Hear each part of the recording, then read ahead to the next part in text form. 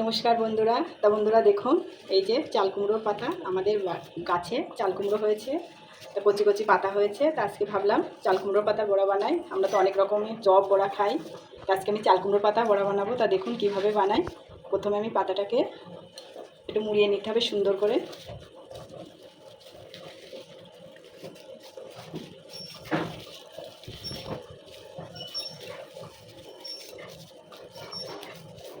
এভাবে নিতে হবে।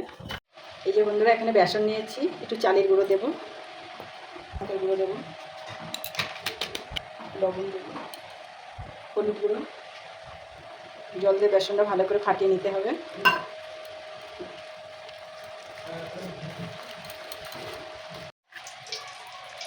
এই যে বন্ধুরা, সবটা আমি এইভাবে বানিয়ে নিয়েছি বেসনের সঙ্গে।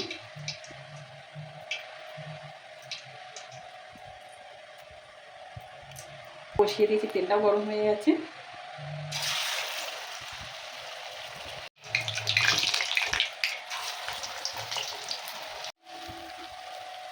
এই যে বন্ধুরা দেখুন, চাল কুমড়োর শাকের বড়া বানিয়েছি।